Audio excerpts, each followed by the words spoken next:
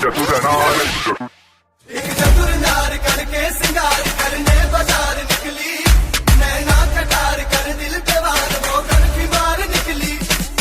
पहिर के सड़िया करिया रे लागतिया सवरिया रे, चाल से करा लागता की दाल में बा कुछ काला।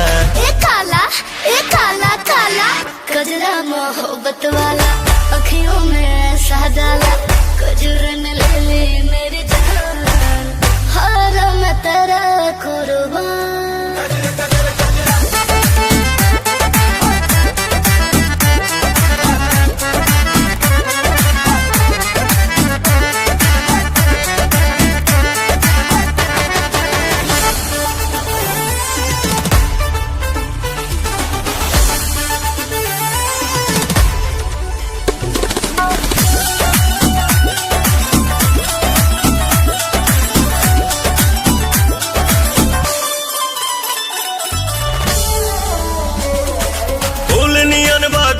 काया हुस्न गजलवा सब पे छाया, हम तो पागल हो गए नीर ऐसन तोहरा रूप के माया।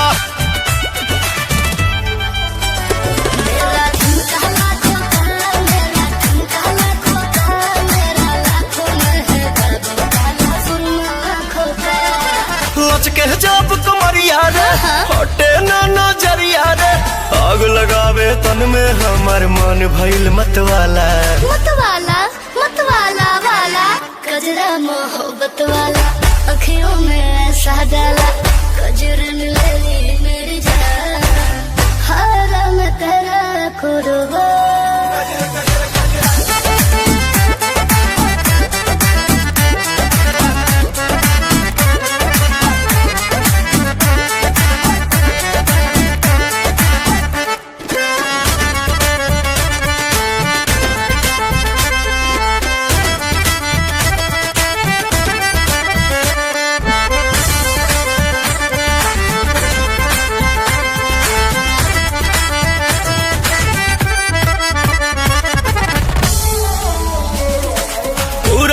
हर जाम भइल बा आज रंगीला शाम भइल बा, प्यार में तोरा पड़ के नमवा पवन के बदनाम भइल बा।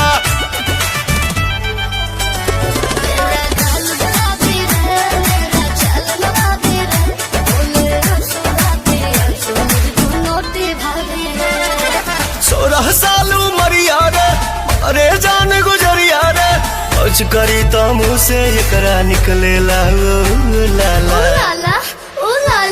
ला कजरा मोहब्बत वाला, अखियों में ऐसा डाला कजरन ले ले मेरी जान, हार मैं तेरा कुर्बान।